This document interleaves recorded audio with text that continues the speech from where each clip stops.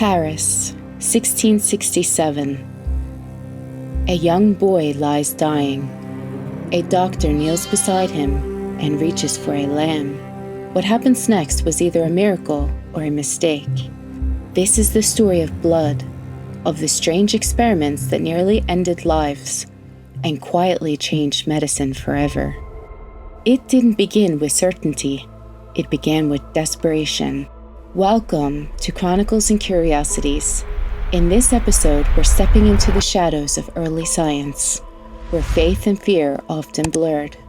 This is the forgotten story of the first blood transfusion attempts, how one boy, one lamb, and one hopeful doctor set the stage for a medical revolution. The world of 17th century medicine was, well, unsettling. People believed illness came from imbalances in 4 body fluids: blood, phlegm, yellow bile, and black bile. If you were sick, the cure might be leeches, or powdered toad, or bloodletting, lots of it. The idea of giving blood to someone, especially from an animal, sounded more like magic than medicine. But one man believed otherwise. Jean-Baptiste Denis was no ordinary doctor. He treated royalty. He studied the stars. He believed blood might carry something essential, something life-giving. What does the Latin phrase transfusus sanguinis most accurately mean? Is it A, the sacred bond between bloodlines, B, the transfer of blood from one body to another, or C, a ritual offering of blood to the gods? If you know the answer, please share it in the comments section. So in June of 1667, Denis tried something no one had dared before. He transfused lamb's blood into a 15-year-old boy. And the boy, weak and pale from previous bloodlettings, suddenly improved. For a moment, it felt like they had discovered a miracle. But the miracle turned. The boy grew feverish, confused, racked with pain. Denis wasn't done experimenting. He tried the procedure on others. Some improved. One man didn't survive. Denis was accused of murder. Though acquitted, the backlash was swift and brutal. By 1670, France had banned blood transfusions entirely. Science had taken a bold step forward and slammed face first into a wall. So, what really happened in that candlelit room? Today, we know. When you mix animal blood with human, the immune system panics. It sees foreign proteins and attacks. It's called a hemolytic reaction, and it can be deadly. Denis didn't know that. He'd unwillingly brushed against the edges of immunology. 2 centuries too early. If you stayed with me this far, thank you. If you'd like more quiet stories from the corners of history, do subscribe. I post every week.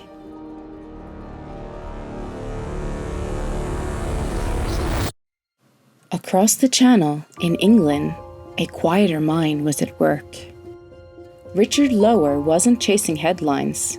He was watching, recording, testing. He started small. Animal transfusions. Tubes fashioned from goose quills. In 1665, he successfully transferred blood between dogs.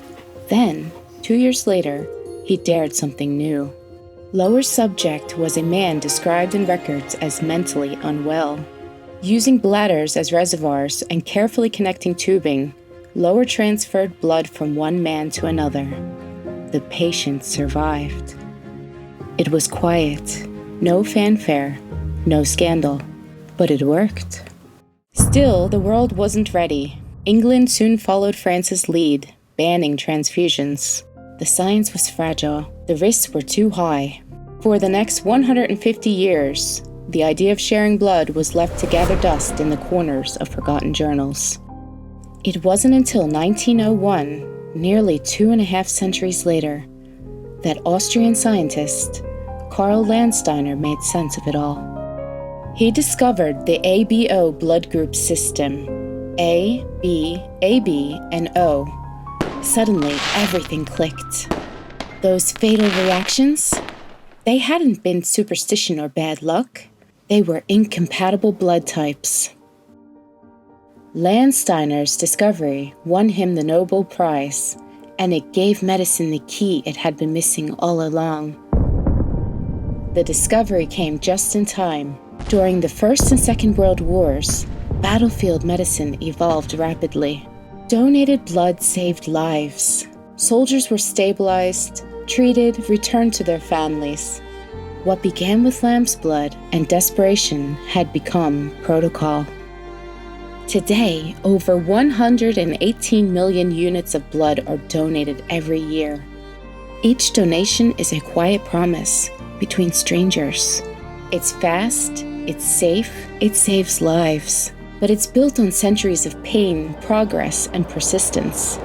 Every drop we give carries the memory of those early imperfect experiments. It's easy to take modern medicine for granted, but most of it started with uncertainty, with failure, with human beings flawed, hopeful, trying to understand the body's most guarded secrets, and often paying the price. Jean-Baptiste Denis wanted to save a boy and almost lost him. Richard Lower worked quietly and made it further. Karl Landsteiner gave us the final key.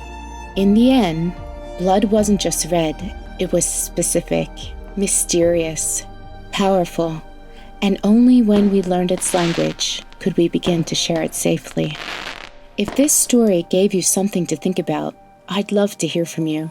Have you ever given blood or received it? Share your story in the comments. Until next time, stay curious.